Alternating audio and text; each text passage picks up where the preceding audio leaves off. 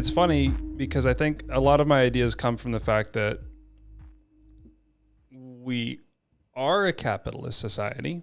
So there is incentive there for these companies to develop new forms of treatment, whether we're talking about cancer or headaches. It also seems like because some of these industries are really good at making money, they're not making any strides. They're not making any progress, or it's been very slow progress. So I think one of the biggest ones for me that I see every single year is the Breast Cancer Awareness Month, when everything goes pink. The NFL teams go pink, everybody goes pink. And it's a huge, huge campaign with a lot of money that gets donated. I'm curious about your thoughts from being inside the industry. I think it's a fraud. I just think the whole thing is a sham.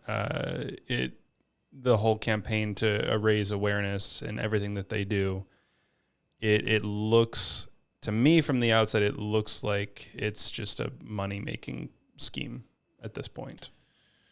So I'd go with you part way.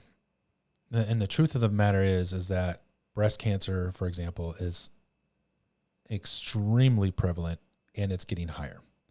So that's truth. Mm-hmm. I just had a friend from high school just pass away this week from breast cancer. And so the fact is yes, these campaigns could be off, but I have friends or family, and so do you probably, who have died from breast cancer. Mm-hmm. So it's kind of like the conversation we were having. I tend not to throw the baby out with the bathwater because these are real issues and they need solutions. And I think a lot of people have outrageously good intentions. And probably when they wanted to start a foundation, for example, most people start foundations because it's personal to them. Mm-hmm. And they lost someone who has breast cancer. And so they want to do something about it. When they get really, really big, then they become very political. Then they have boards, and then it becomes something. It's kind of like the Girl Scout cookies. Do you know what it is? I forgot what the percentage is, but the percent that actually goes to the Girl Scouts for sale of these cookies is tiny. Yeah, negligible. Like nothing. And so they have all these kids going out, and all this money is going somewhere else. And they're getting, I sold the most Girl Scout cookies. And it's like, I'd rather hand you a $20 bill and say, take this to your local chapter. So it's the same thing. And so if someone has breast cancer and they have a local organization, I'd rather say, hey, here's $1,000 to help you with what you're doing locally because you have found 20 families who are suffering. Mm-hmm. That to me could be an efficiency where I know that what I'm contributing to is a big deal. The nice thing about what's going on with technology is someone now can post and say, this particular person needs help. Here's the one word, I don't want to say it because I don't support them, a fundraising campaign that you can contribute to, then we're ultimately achieving our goals. So I probably wouldn't stand with a large organization that is built to profit, but right. I would focus on the other things and I'd probably just set my attention to it. Mm-hmm. But so the other thing about these, you mentioned at the beginning, these products. So oftentimes a product comes to market, let's say a medicine, and then what other companies will do is they'll take that medicine and they'll add a little bit of a tail to it, to the chemical structure, mm-hmm. and they say, well, and they call this in the industry Me Too products. And the Me Too product it's almost the same exact thing, but you have a little bit of a thing here. So then the FDA approves that, and then that company can start selling it. Mm-hmm. So they didn't really ultimately develop a new medicine. And so what they're going to do is they're going to look for ways to make money. They're going to look for the cheapest ways to make money. So they're incentivized. They're abiding by the rules. It doesn't mean the rules are good. It's just the rules that they were given. Yep. And it's just kind of like when some people criticize President Trump and they want to know, what about his taxes? He didn't break any rules on his taxes. Mm-hmm. He said it outright. Like, these are the rules. I'm living by the rules. And so Pharma does the same thing. And then what they'll do is they have a patent and they'll extend it by getting what's called a new indication. So one of the first products I used to sell was called Cipro. Mm-hmm. And so they would develop it for, let's say, a prostatitis. And then they would say, let's now do another study for another infection. And so they could keep extending it so they could keep selling it over a period of time. Right. The rules have changed a little bit where you can't extend it for that long, but that's generally how it goes. And you don't see a whole lot of novel medicines coming out right now because there's other ways to make money easier in the industry. Mm-hmm. Is that just the case in America? I don't know how familiar you are with other countries and how they're developing medicine. This is worldwide because a lot of pharma companies aren't even in the United States. True. In fact, they have, like I worked for a company at one time that was a Japanese-based company, and they had a U.S.-based here. So I was in neuroscience for a Japanese-based company, but we had a branch in the United States. Can I interject and just ask, like, do you know where, like, Moderna and Pfizer, like, are those American or no? Pfizer, I thought, was German. Yeah. It doesn't Well, no, sound- BioNTech was German. They're the ones who actually developed the COVID vaccine, and they sold that to Pfizer. I don't know the answer. That's okay. I was just curious. I'm kidding. Now I gotta go look. Now you got to edit that part out. No, we keep this in. We keep this in. Because you can't know everything, Chad. It's just not possible. Pfizer is American. What about Moderna? Moderna.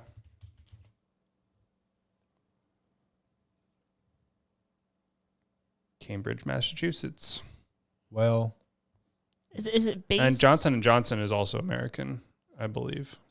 But Pfizer bought it from BioNTech. so you have to, I can't see your computer from here, but there are like Pfizer and then Pfizer US. So that I can't tell from here, but So BioNTech, I was right. That one is from Germany. okay. But Pfizer, I'll go back to it. Here, I'll pull up the whole Wikipedia page and scroll until you can see. Can you see it? Yeah. Good. American Multinational Pharmaceutical and Biotechnology Corporation, headquartered in Manhattan, New York City. Okay. Company was established in New York by two German entrepreneurs, Charles Pfizer and Charles Earnhardt. Poor Earnhardt didn't get his name on there. What's so weird, though, is that, like, imagine, like, these last names, like, belonged to people that were actually trying to do something good, and now that name is now kind of synonymous with, you know, just being very bad. Well, I mean, it was bad for Pfizer before COVID because they had Right. the largest pharmaceutical lawsuit that I'm they just- lost and had to pay out. Well, I'm just saying, though, that if you looked at that was in the 1800s. Right. And now we're in, you know, I'm not even talking like a couple of years ago or even like 10 or 20 years ago. I'm talking about in the 1800s when they were probably trying to do something good. I hope they were trying to do something good. I imagine most of these Yeah. were trying to do something It's good. kind of like Walt Disney, you know, where you're like, we can't get into that, but but it seems like he seemed like more wholesome than, at least more wholesome than what's happening with Walt Disney now. Yeah, That's another except that conversation. he was racist. I'm not an and- expert on Walt Disney. I'm not either. I feel like, Oh, geez, then you guys should look up like the old Walt Disney no. cartoons. Oh, no, I'm an expert on that. I'm just not an expert on that industry. So speaking of Pfizer, so Pfizer has a reputation and has had a reputation for being corrupt marketers. Yes. And so they would always bend the rules. And so what happened is when you do something, you make a business decision to say, if we do this and get away with it, we're going to make this much. Mm-hmm. If we bend the rules and we get in trouble and we get slapped, it still might be worth it.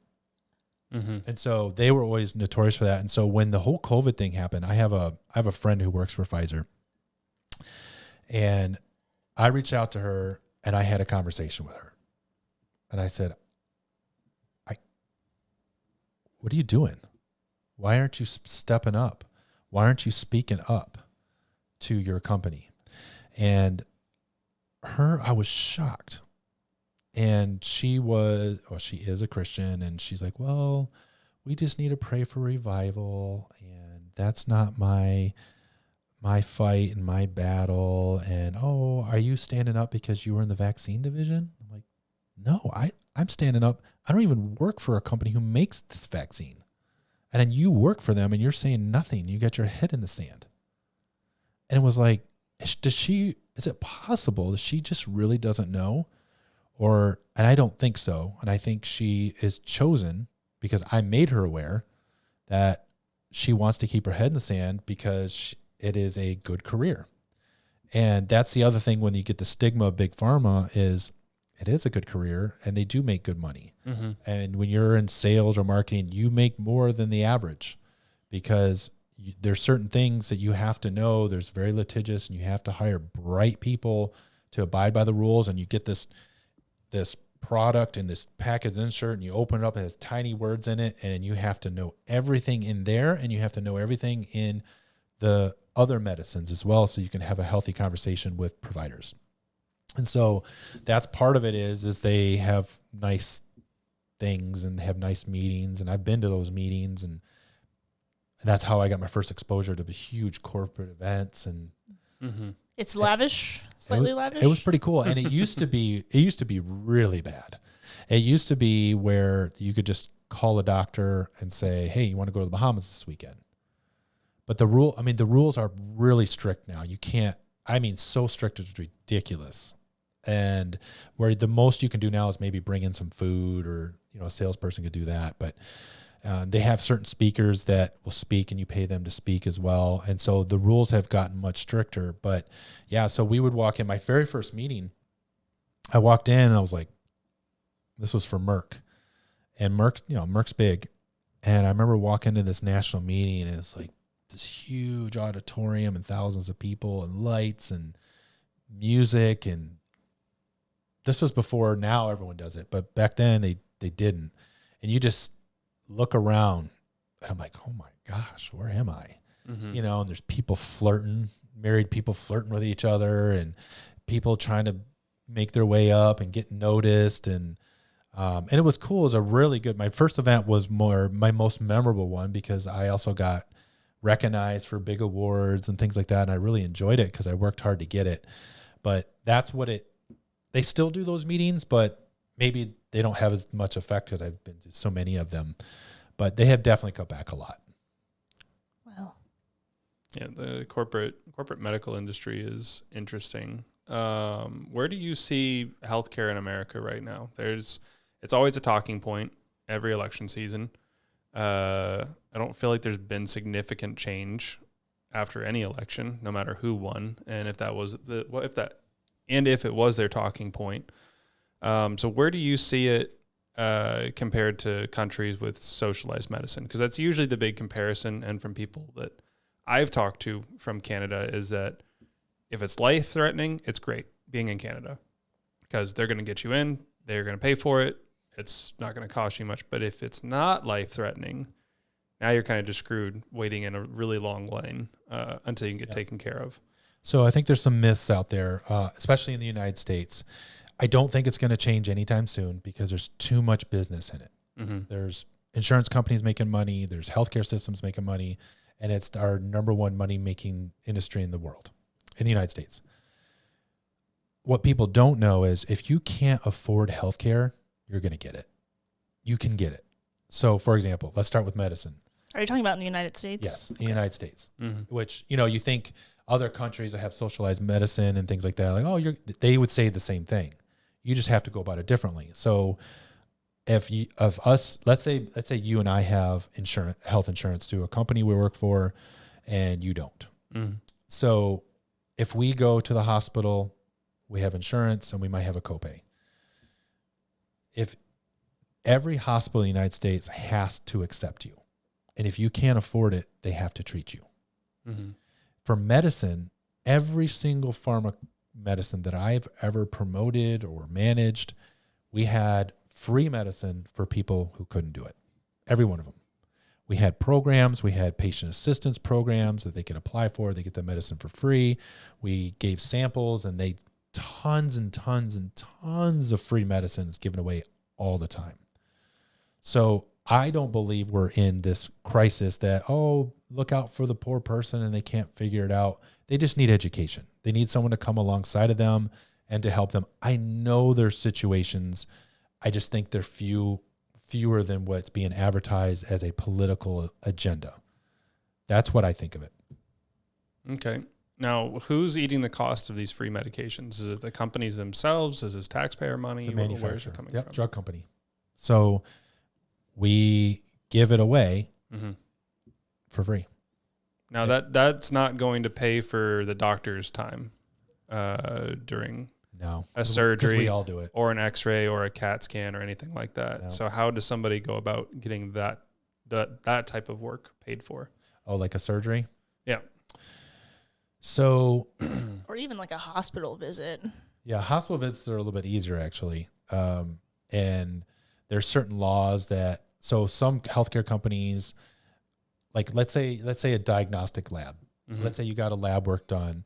There's the law says right now that if you went and got lab work done and you didn't pay the lab for that service, Mhm. and they are required by law to make what's called an attempt to collect from you.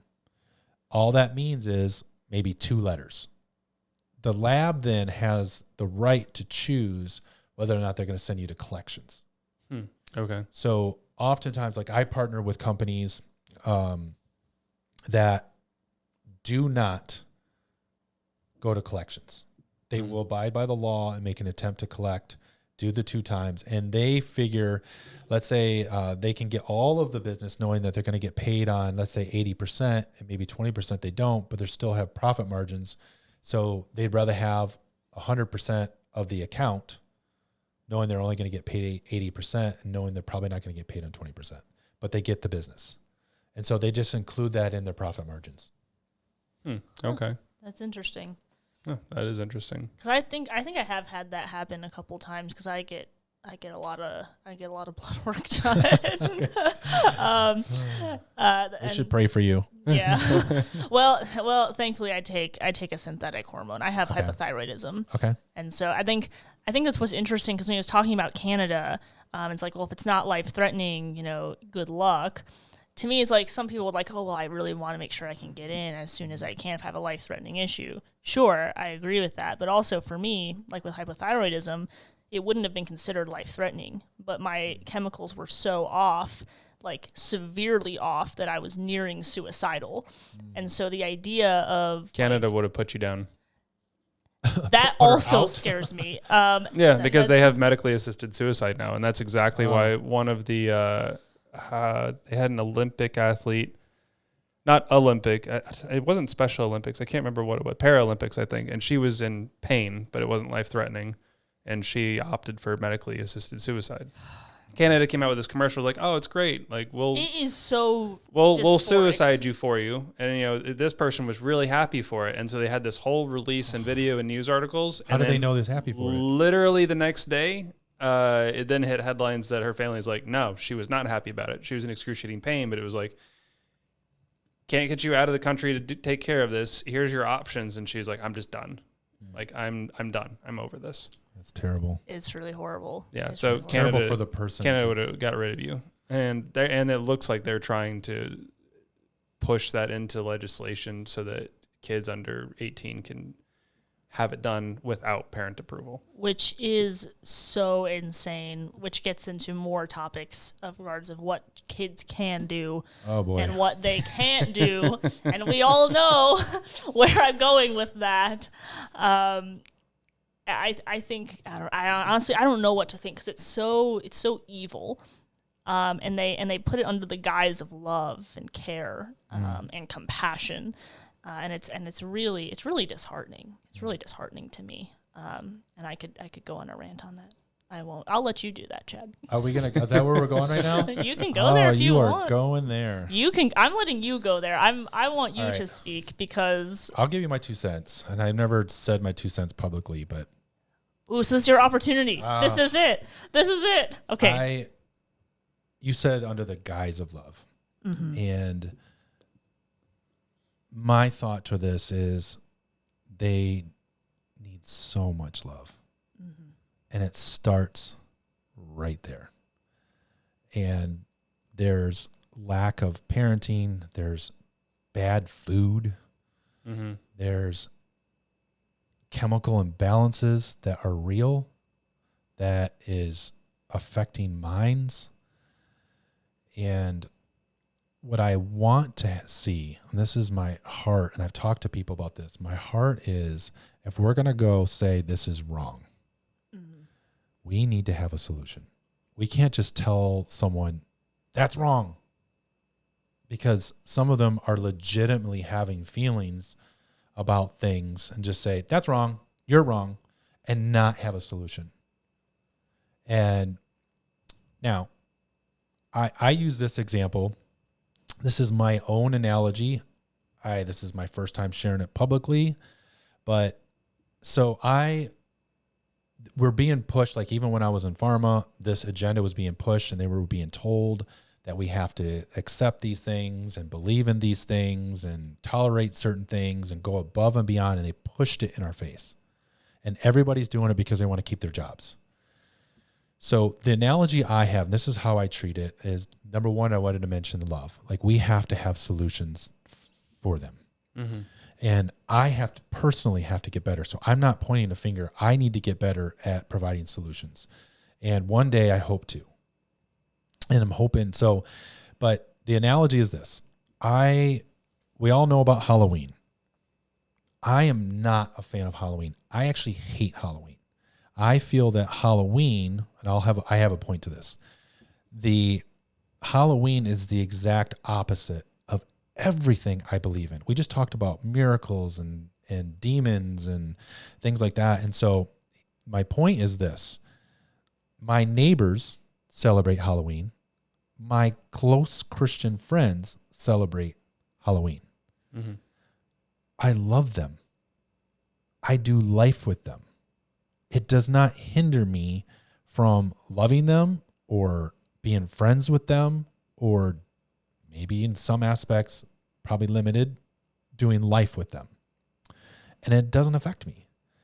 What I shouldn't have to do is I shouldn't have to be forced to celebrate Halloween, because I believe spiritually it's wrong. So when I see someone who wants to force me to celebrate maybe homosexuality or transgender, I should not have to be forced to celebrate.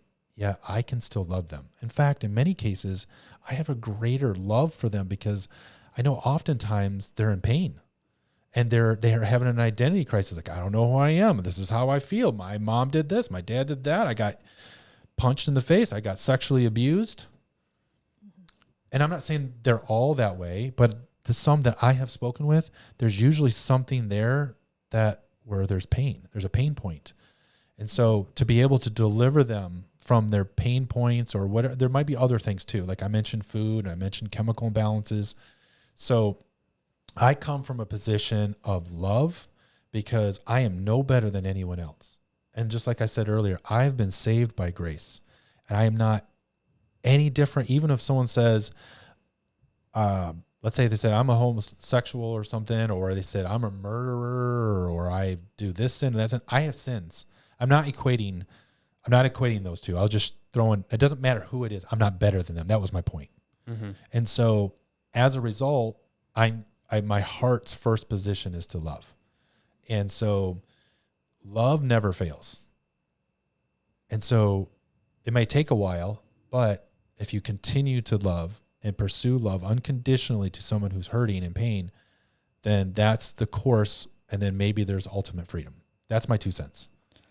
I think that's fair. I think I agree with. I mean, it's hard for me not to, because you're appealing to a Christ-like nature. So it's hard for me to disagree with that, because you do have people, and I try to differentiate, because just because you said you're in pharma, I think that there are companies that are pushing transgenderism for greed, yes, and for out of pure evil, yes, that they're doing this. So I think I try to differentiate that group from, yep, those that are affected by it, yep, where you have young people that think I would be the same way. I can't imagine growing up now, being 14, 15 years old in this type of environment where you're already confused. You guys have never been a teenage girl before, but even on a, I don't think sure? so. Maybe that's my testimony in my next book. Oh my gosh. That would be, anyway. But you're already so uncomfortable with your body as it is. And even if you're a guy, I imagine that happens too, when you're young. And so you have all this, you have an inflow of media coming in at you, you're given a cell phone, and this will just take over. And of course you're going to be confused, and they're searching for identity, and they're trying to find it in sexuality in a very twisted, odd way, because transgenderism, it was never a thing when I was a teenager, as far as I can. Never. And look how young you are. That's my point. That's what's really scary. The closest you probably got to that, and this would stretch between all of our years, would be drag queens. Honestly, I think it was more like emo and homosexuality. I think I was definitely aware of homosexuality. That was kind of not a thing, but I'd say that's the closest. Yeah, that was the closest it got for me. And now you have all these different pronouns and you have all these different things. And so all of that to say, though, is I agree with you that those people, there's confusion there. And I think the best thing you can do is actually build an interpersonal relationship with someone. I don't think yelling at someone about transgenderism online, there might be truth. Listen, there might be some truth to it. Sure. There might be some truth. Do I think it's going to be effective most of the time? Honestly, I don't. And I'm not saying not to speak out on it, or because we did an episode here talking about an article, the whistleblower, who was this leftist married to a trans man, which that's not really possible. What I'm trying to say is her politics are very opposite from us, but she was a whistleblower for this gender clinic for children, saying this is horrible, terrible. Okay. And she goes through really excruciating, horrible details. Oh my gosh. Can't handle that. Yeah, I mean, it was hard to get through, but I think some people genuinely need to hear it because they're deceived. They're deceived, and that's what it is. And I think a loving thing to do is to present that to them and to say the truth. But I think there is discernment of how do we say truth in love, and as you said, in love. I think that definition has expanded, which is why I appreciate you giving the analogy. Which I've heard very similar analogies before. I still think that one is a good one, of what it means to love somebody. Because now love has become so broad as to complete acceptance of the person, right, and every single thing, not wanting them to better themselves, which I think is honestly so hateful. Acceptance and celebration of the person. It's almost worshiping that. It's gone that far. It's not just celebration. Forced worship. It kind of reminds you of what was it? Daniel. That's right. Shadrach, Meshach, and Abednego, and the whole, they're bowing down. You're forced to do that. Daniel was in there.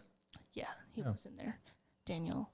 Wait, why? He was away during that time. Was I? Well, I mean, that story. Sorry. Yeah, no, the story. Yeah, he was brought over with them. No, you got the names right. Yeah, I got it right. Yeah, Daniel was brought over with them, but during that specific time when the king was going a bit nutty with his statue, he wasn't. So Daniel was not in the land. He was not in there. Okay. Yeah, he wasn't in the fire. Embarrassing that I didn't. No, you did good. I was complimenting you. Thank you. I appreciate that. Yeah. Good old Bible stories. Yeah. So it's like if you're a parent and you think something's wrong for your child, you tell them because you love them. That's what you do. Mm-hmm. And so I think the major thing is, so we had, I didn't even tell you this. This is a story. Mm-hmm. So you have so many of them. This is recent. This is recent. So we found out in our local high school here in Charlotte, North Carolina, we found out that they were promoting in our local high school pedophilia. They had someone in the... You mean MAPS, right? Minor attracted persons. No. So this was crazy. So they were actually having books. And so we found out about it. And this is what Nexus does. So Nexus is like to be able to be joined together so we can achieve God's purposes. So I called my friend in the city. She's connected. She called media, a reporter. And then she went to also notified student council in Charlotte. And within 24 hours, the lights were like on this situation. They were going to have this meeting with this book, and we found out the contents of the book, listened to the book, and the book was about a young girl falling in love with her friend's mom. What? Yes, legitimate. And so we have the content, like, I just thought, your mom was so cute. And like, it was like, what in the world? And this is the book they were going to study with this group. So as a result, we had media. They called us and did an interview with us. Mm-hmm. And so we got the interview out.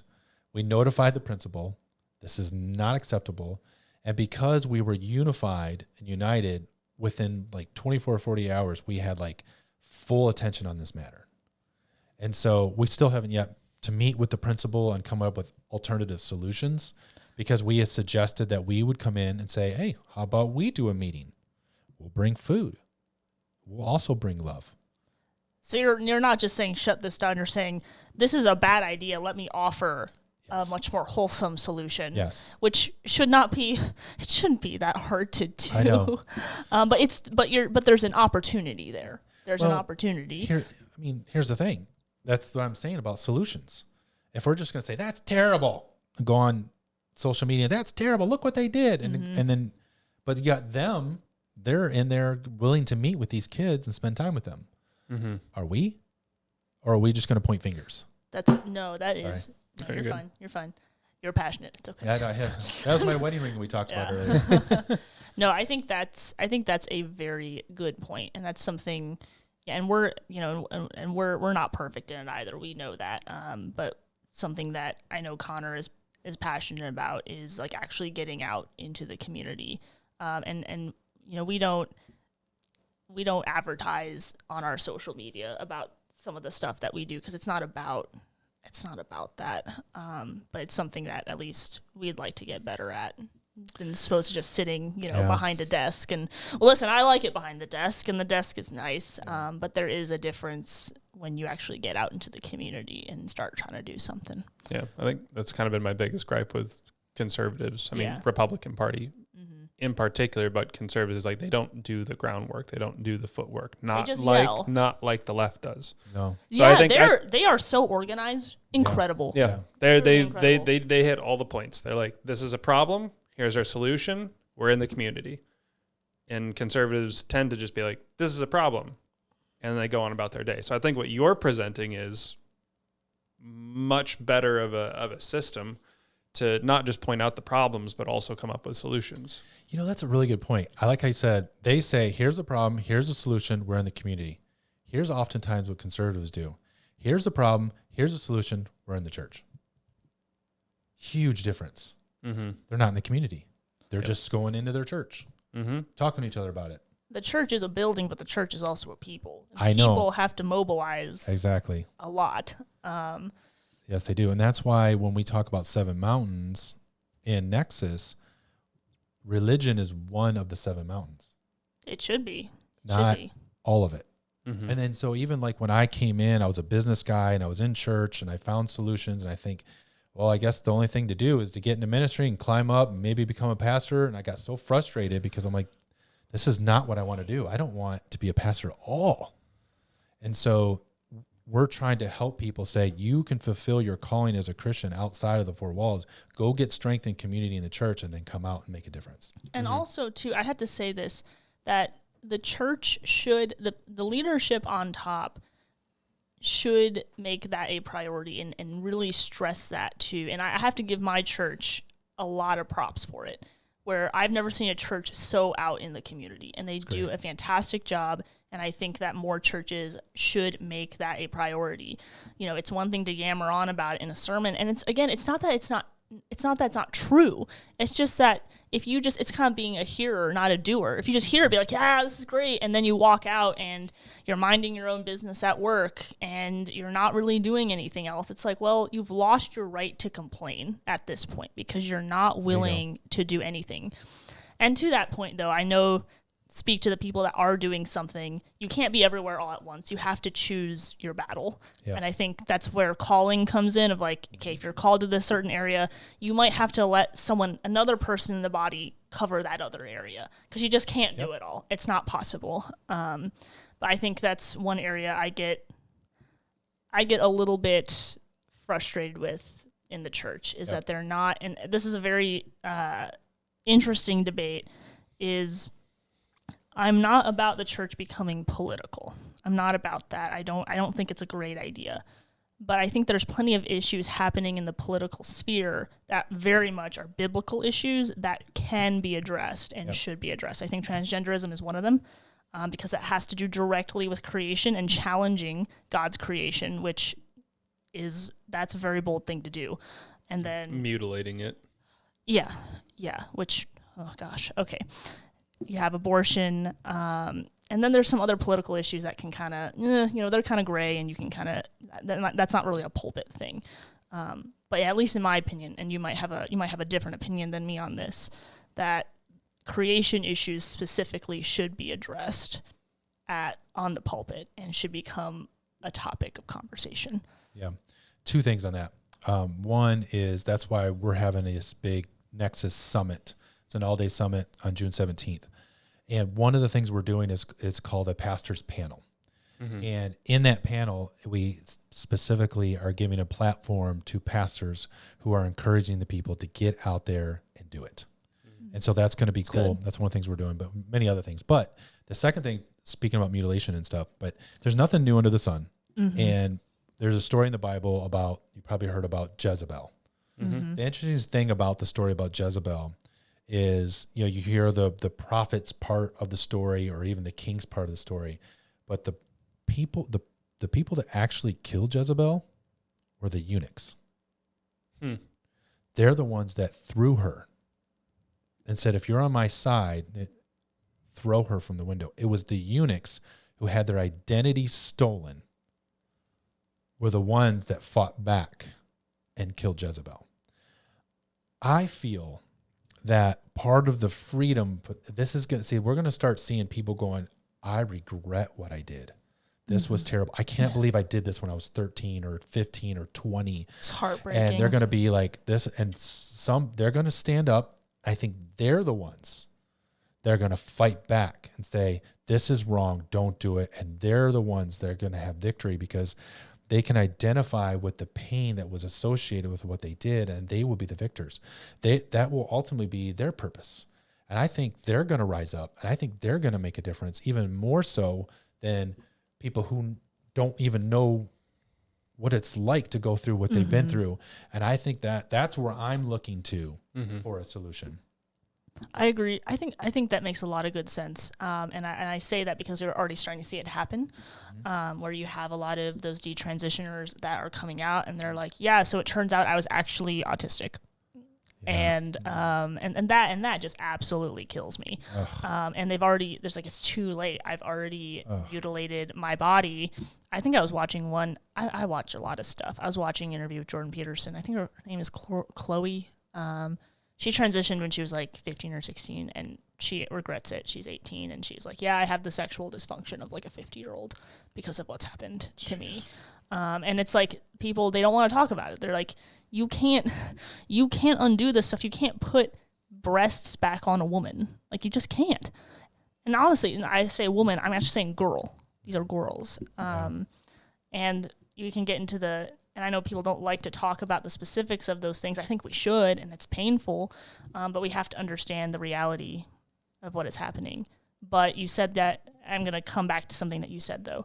So you said June 17th, that is something that you guys are doing, is having that panel. What else are y'all doing? So thanks for bringing that up. So this is really cool. So we've come so far, the Lord's favors upon Nexus, and we're doing a one-day summit. And we're bringing in leaders that represent all 7 mountains. So we're going to have something called Cliff Notes. It's a little play on words. It's our own version of TED Talk. And each mountain leader will give like a 10-minute talk. Oh, that literally just clicked now. Yeah. Just, dude, do not, okay? I don't need this from you right now. That's okay. You got it. No, I'm looking at him. It's fine. Okay, Cliff Notes. Yes. Oh my gosh, that's so clever. You know how, like, you do the word, Cliff Notes of a book. And so we have leaders coming in that are going to represent every mountain. We will not have any presentations that are longer than 10 to 15 minutes. Well, thank the Lord. We are intentional on no long presentations. We're going to have graffiti boards. We're going to have professional headshots that you can get. We're going to have interview stations. We're going to have activities for you to interact, to get to understand your mountain and where you belong and who else are in there so you can start to engage with them. We're going to have all kinds we're going to use our technology. We're going to have food trucks. And so also I'll say this, and you have a younger audience. If you're 25 or under, you get in for free. And so we have not launched the website yet. We're close because we're finalizing our leaders. And once we do, we'll get the information to you. But you can follow us if you start by if you just download the Nexus Mountain Network app, we will start communicating from there, and you'll make sure you're well informed. No, that's great. And when you have that information, just send it to us and we'll pop it on our Instagram or something. So Awesome. if people want to do that, they can. But that does sound really exciting and really fun. Yeah. I have a gluten allergy, so hopefully there's like a Mexican truck. I hope there's a Mexican truck. Well, my favorite food is Mexican, so. Okay, Chad, I'm counting on it. 'Cause that's pretty much the only thing that's like naturally pretty much gluten-free is Mexican food. All right. So not that you should put the event around me or like do it to cater just to We me. might. Okay. Hey, we're doing it around your age group. We really want your age group. But let's just say you're not under 25. No. What is the... $39. Oh, that's not bad. It's nothing. We're not doing this to make money. Yeah, In fact, a lot of our speakers are saying, I want to be there. I want to be there for free. that's awesome. Because we believe in what we're doing. Mm-hmm. And this is not about a name. In fact, I never named it.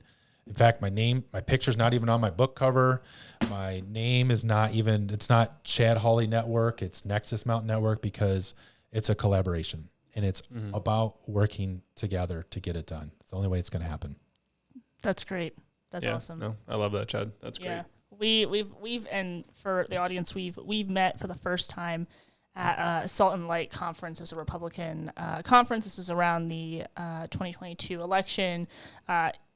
We got to be interviewed by Chad, which was super fun, and so we're happy that you've agreed to come and talk with us. This has been a really fruitful conversation.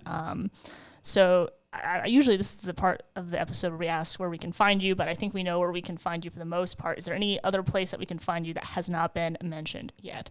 Those two places would be best. Perfect. Especially the app. Great. And this will be like a nice good two-parter. And I like this as a two-parter because we do talk about two really different things. Oh, so it'll be really fun. Yeah, I think that's all I've got. Do you have anything more, Connor? Thank you guys. Hey, thank you for coming out. Thank you for being bold, having courage, to doing what it takes to take that first step. And I commend you for it. I'm proud of you for doing it, and we will continue to support you guys. Thanks, Chad. Appreciate it, Chad. Same to you.